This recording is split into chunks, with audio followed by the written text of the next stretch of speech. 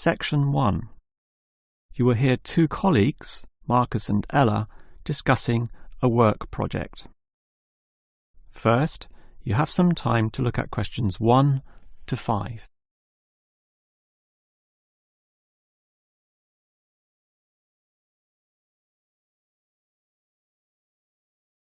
You will see that there is an example that has been done for you. On this occasion only, the conversation relating to this will be played first. Okay, Ella, as you know, the deadline for this project is the end of the month, so we'd better plan it well. Yes, I've already been thinking along those lines, and I've decided we should divide this project into 3 phases. The pre-phase, then phase 1, and then phase 2, with strict deadlines involved for each one. The woman uses the term pre-phase, so pre-phase has been written in space. Now we shall begin. You should answer the questions as you listen, because you will not hear the recording a second time. Now listen carefully and answer questions 1 to 5. Okay, Ella, as you know, the deadline for this project is the end of the month, so we'd better plan it well. Yes, I've already been thinking along those lines, and I've decided we should divide this project into 3 phases. The pre-phase, then phase 1, and then phase 2, with strict deadlines involved for each one. Given that we have to finish this quickly, that sounds good. Tell me more. The pre-phase is the simplest. We just need to allocate a space or a place to do our planning, and this space will need to be quite big. Sure, and we have to decide on the equipment needed as well. Remember the last project when we didn't have enough projectors to present our ideas? We lost lots of time there. Yes, that was a bad start. That's why, after the pre-phase is finished, I've allocated a mere 3 days for phase 1. That will involve drawing the plans. We'll need Jenna to help us. And Marco. Yes, but not Susan. Susan is just far too busy to participate, as much as I'd like her in the team. Let's just take Fred instead. He'll do. Sure, Fred's not as experienced as Greg, but I agree he'll do fine for this job. Then it's straight into phase 2. Collecting, collating, analysing and preparing the final report. Can we do that in 5 days? I think that's optimistic, which is why I scheduled 6. That's almost a week. Do we have that much time? We do, and with the right people, 6 days should see the job done. Who are the people for this phase? Arthur and Rob, right? No, Arthur's got other things to do, and Rob's on leave, so Mike alone will be the main man on this part. He's done it before, so it should be fine. But he may need some help with the smaller tasks. Someone who is good with detail and procedures. Peter's not free at the moment, so I can arrange Leo to chip in some time and advice. Leo's very useful, particularly under pressure. And that's everything sorted. Well done, Ella. This report should certainly be ready in time. Before you hear the rest of the conversation, you have some time to look at questions 6 to 10.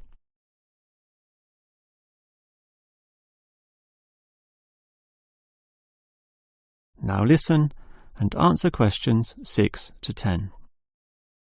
Okay, Ella, you've done a good job with the basic time frame of this project, but what about specifics? What sort of specifics? Well, things like information gathering. Are we going to use questionnaires like we did last time? I was thinking of using the internet to ask people to give their views, but you often get such silly responses when you do that. I'm of the view that the best way to find out things is to ask people directly, so that's what we'll do. Okay, but that will take longer. We'll probably even have to do some of the work at home. No, I don't think so, as long as we stay back at work for some after-hours meetings. Well, that's better than coming in early. No one functions well in the morning. Also, the final report will need at least 2 appendices. Not only that, we'll have to attach a small booklet to the end, containing printouts of the relevant parts from all the foreign websites we accessed. That will take even more time. Are you sure we can meet this deadline? Yep, I've worked it all out, and I'm confident we can do it. Phase 1 should be finished by the 5th, leaving Phase 2 to begin about the 8th or 9th. Now, there's a public holiday on the 10th, meaning that everything should be able to be submitted on the 15th. And after that, we can relax and celebrate on the 25th when the design division gives us approval to go ahead. Ha! You're assuming that the design division will approve this, and that's not guaranteed at all. Oh, come on, Marcus, be positive. You know this should be approved. In fact, I'm even planning the celebration when this is all over. Oh yeah? What's on the agenda then? Well, we definitely don't want to party in the office, do we? We want to get away from this place, and we're all too busy with our own lives and families to find a mutual time free for a dinner party. So I thought we'd just buy some nice expensive gifts for everyone who participated. We can just give these to the people here in the office. That sounds fine to me, but make sure they're not too expensive. The budget department will never approve the cost. Don't worry, I know how much I can get away with. All right, I'll leave that with you. That is the end of section 1. You now have half a minute to check your answers.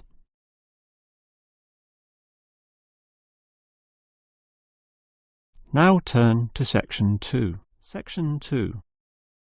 You will hear a maintenance worker talking to a university officer about some recent storm damage to the main building.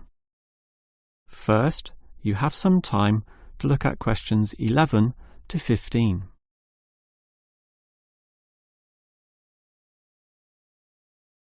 Now listen carefully and answer questions 11 to 15. Hello there. I was asked to tell you about the extent of the damage to the main building caused by the recent storm. Oh, that's right. I take it that most of the damage is just to the main building? It is indeed, since the building is so old. However, luckily, the damage is minor, and all of it can be fixed in one day, given that we have 5 people in our team. What will you be doing first? I understand you start at 8 in the morning. That's right, and we were going to remove the fallen tree, but we've been told there are exams that morning, and I'm sure the sound of those saws and other heavy equipment will disturb all the students. So instead we'll fix that leaky roof. That's a 4-hour job, since it involves substantial repair, not like fixing broken windows, which can be done quite quickly. So you'll fix the broken window after that, from midday?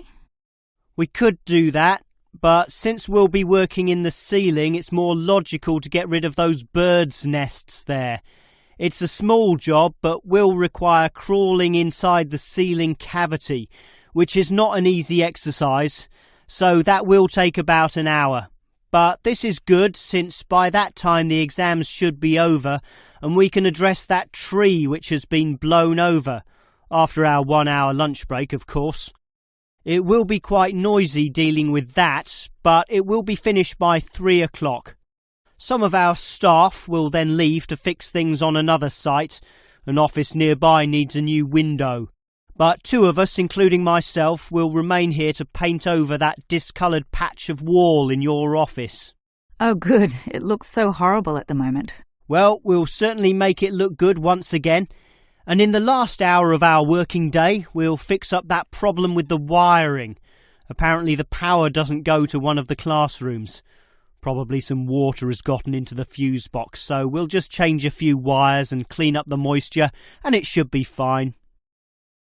Before you hear the rest of the talk, you have some time to look at questions 16 to 20.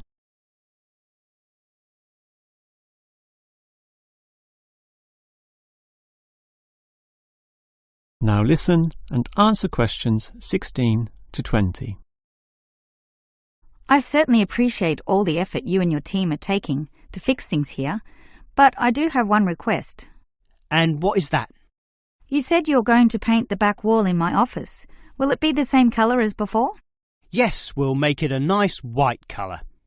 Well, that's the point. I'd prefer it to be yellow to match the furniture.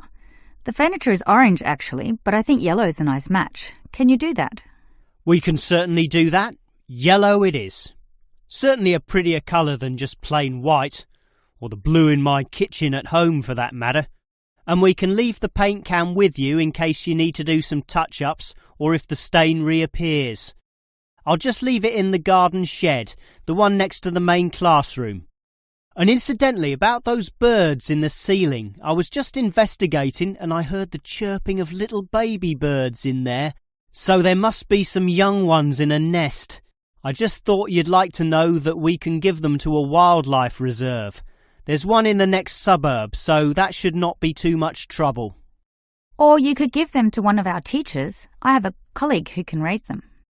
I would say the wildlife reserve is a better option, since the people there are used to dealing with animals. And as for that fallen tree, we'll cut it up into small pieces, and that can be firewood in my house, so that won't be wasted either, although the smoke will cause some pollution. But I have a special licence for my fireplace, so no one can object to that. I've noticed also that the university has a garden bin for the smaller items, leaves and sticks and bark and so on, so we can dispose of material in that also. You do have some waste piles out the back, but a proper garden bin means that the material will be recycled, and that's better for the environment, so you can rest assured we will use that. That is the end of section 2. You now have half a minute to check your answers.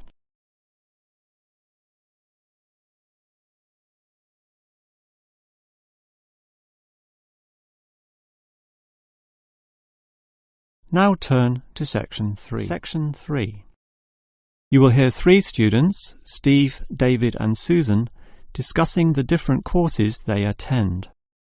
First, you have some time to look at questions 21 to 26.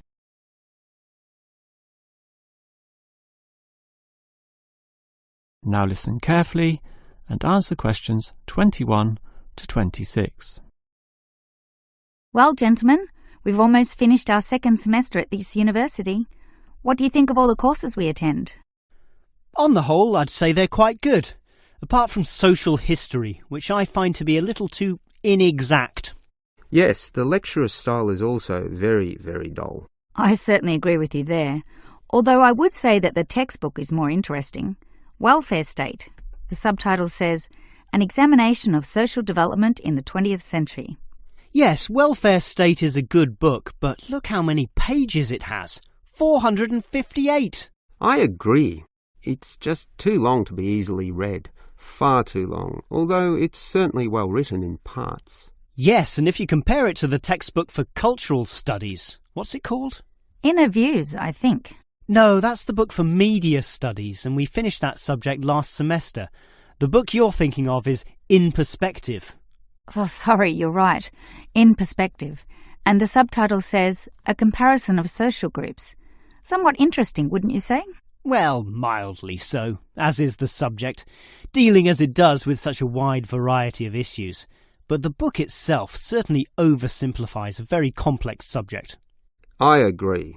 I also got annoyed at its constant oversimplification. Life is more complicated than what it suggests. Yes, but what you call oversimplifying may well be considered clarifying. Look at this other textbook, Government in Action. Some may say that it also oversimplifies, but it must do so in order to present a coherent picture of an equally complex subject. Government in Action? Which subjects? It's the textbook for political theory. Oh, I hate politics. That's why I don't like the active leadership subject either. And most of the stuff in that political theory textbook is based on the American system. You see, it's written by Americans, so it's not even relevant to us here. I'd agree with you there. It's not relevant to us at all, since our government uses the Westminster system. Yes, I suppose that is a problem.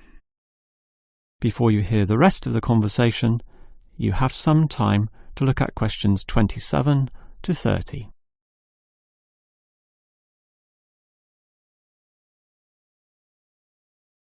Now listen and answer questions 27 to 30. Well, it seems we all have certain criticisms about the textbooks we're using, but at the same time we all like some elements, at least, of the subjects we're studying. What's your favourite subject, David? I'm not sure. I like political theory, but... Cultural studies is by far the best, even better than political theory, which I also like, but just not as much. Why do you say that, Steve? I was thinking perhaps social history is worth considering as best. Social history is good, but I made my choice because the subject is relevant to this modern society. But so is social history, and I like the historical element. which the other subjects lack.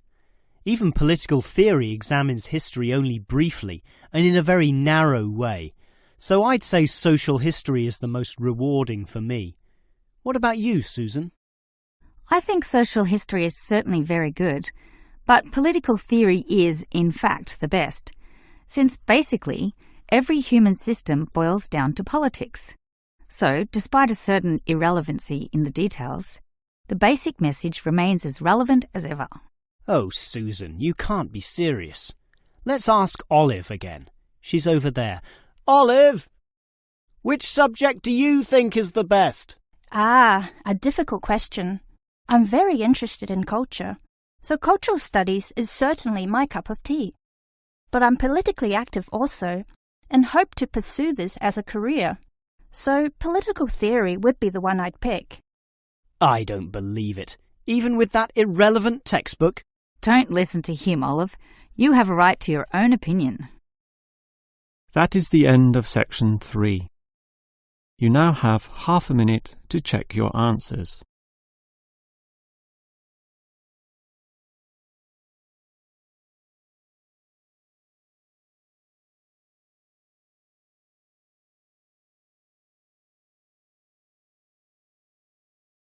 Now turn to section 4. Section 4. You will hear a lecturer talking about the movement of population towards cities. First, you have some time to look at questions 31 and 32.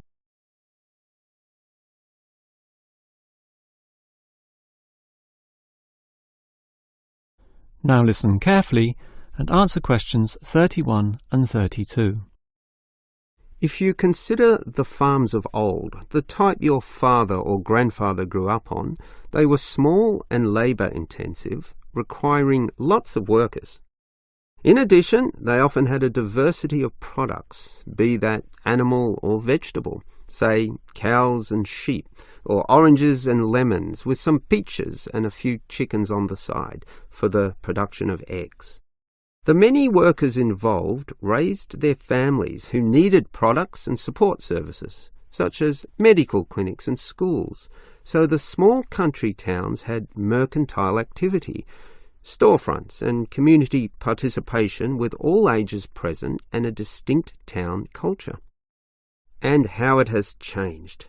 Travel to any small country town in virtually any developed country, and you will often see that these places are now somewhat forlorn and deserted, lacking life and vigour.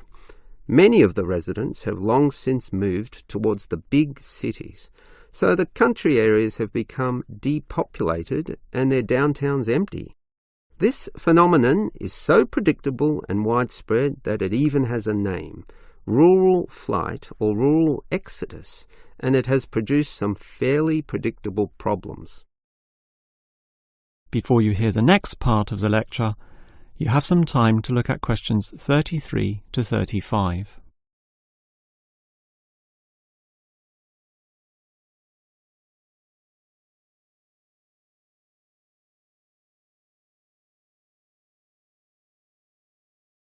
Now listen and answer questions 33 to 35. As for the causes of rural exodus, the most obvious is the industrialisation of agriculture. This comes in two aspects, one of them being monocultural farming practices. What this means is that it is now more efficient to have one product and focus on its needs almost exclusively.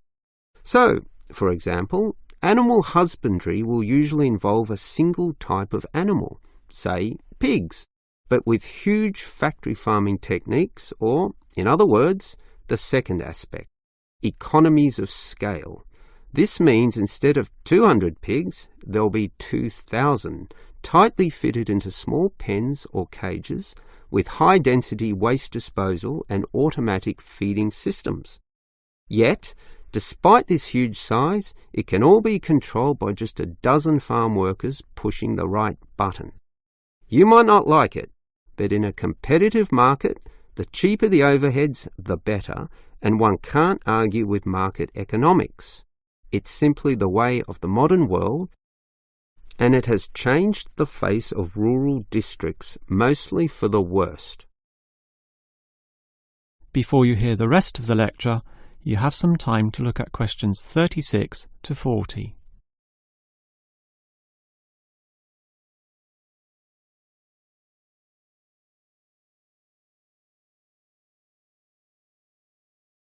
Now listen and answer questions 36 to 40. We can talk at length about the problem of rural exodus, but what about solutions? Well, there is certainly some cause for hope, since many are now feeling the negatives of increasing urbanisation, negatives which the countryside generally does not have. Thus, tourism, for example, is certainly one avenue of revenue and revitalisation. The most important consideration here is that the local residents themselves participate in developing such initiatives and deciding what happens, since outsiders, be they state government or city-based planners, do not fully understand the local settings, the possibilities which may be on offer, or the town culture, since even small rural areas can be highly distinctive from neighbouring ones. For example, the Daylesford area has developed a tourist industry based on the natural springs there, putting forward the angle that this water is relaxing and revitalising for the health. There has been the development of spas, saunas and small-scale accommodation within its picturesque hillsides. And another solution is to utilise the predominant local product. This takes advantage of the fact that many city people are developing a dislike for factory-produced and packaged foodstuffs. They are becoming interested in products that can be sold directly to them at a cheaper price, while preserving all the freshness from the tree or animal. It is important here that the country area is not only characterised by a specific product, but markets this idea well. For example, many areas of country Victoria have developed widespread grape growing and winemaking facilities and encourage wine tasting tourism, now a thriving industry with an international patronage.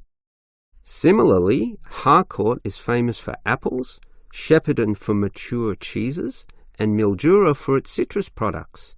Such strategies, done well, give hope that rural areas can revitalise somewhat and once again be lively and interesting places to live in. That is the end of section 4. You now have half a minute to check your answers.